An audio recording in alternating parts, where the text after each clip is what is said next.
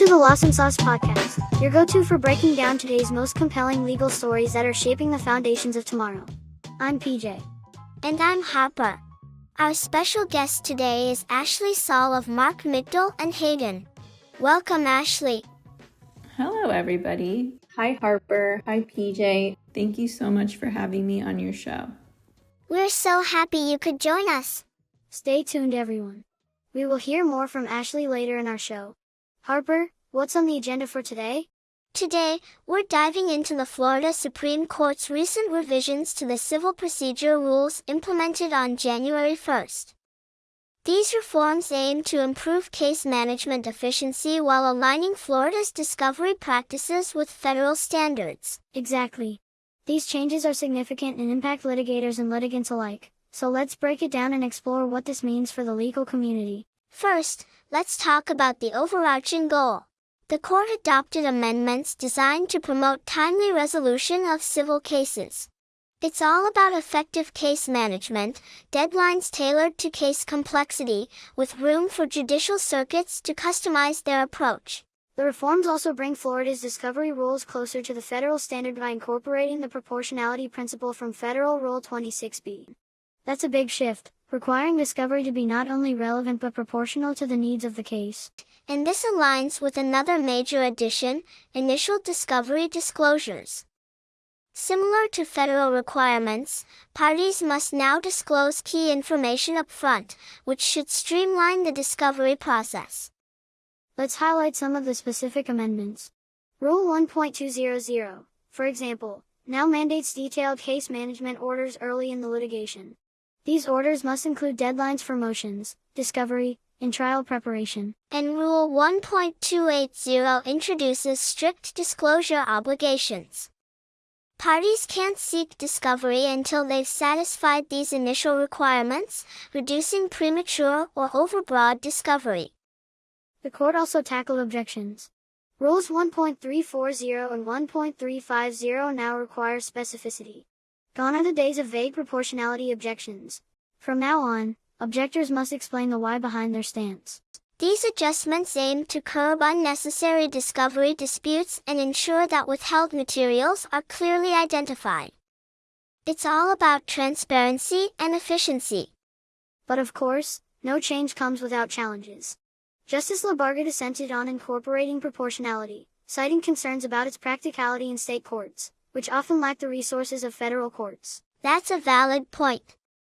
State judges typically handle larger caseloads with fewer resources, making proportionality disputes potentially more burdensome. Labarga also noted that meeting these new deadlines could be tricky for practitioners. It's going to be a balancing act, streamlining case management while avoiding unintended delays. Litigators will need to adapt quickly to these changes to ensure compliance. So, how do these reforms impact litigants and litigators? For one, attorneys must be more strategic in their discovery requests. Fishing expeditions won't fly under the proportionality standard. Litigants should also expect more structured case timelines.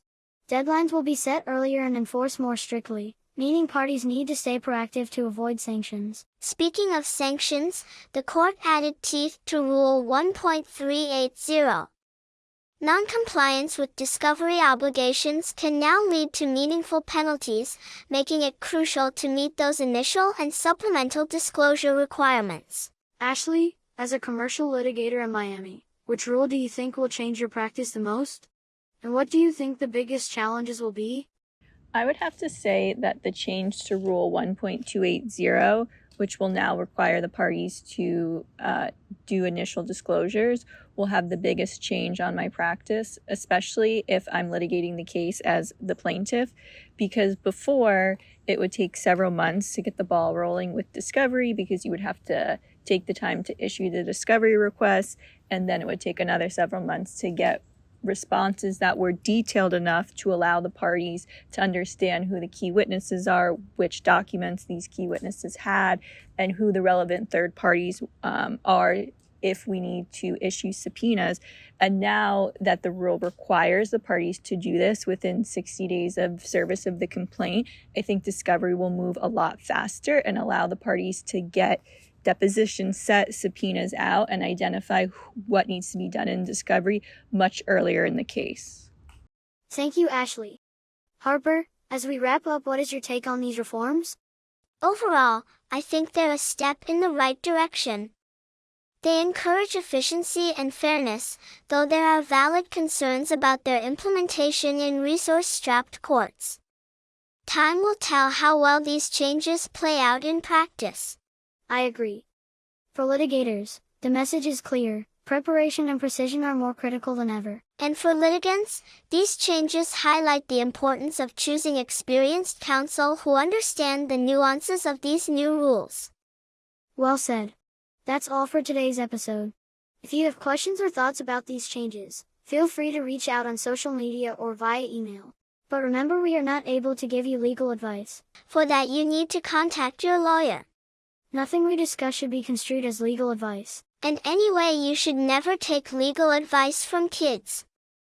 Thanks for tuning into the Lawsome Sauce podcast. Until next time, stay curious and stay informed.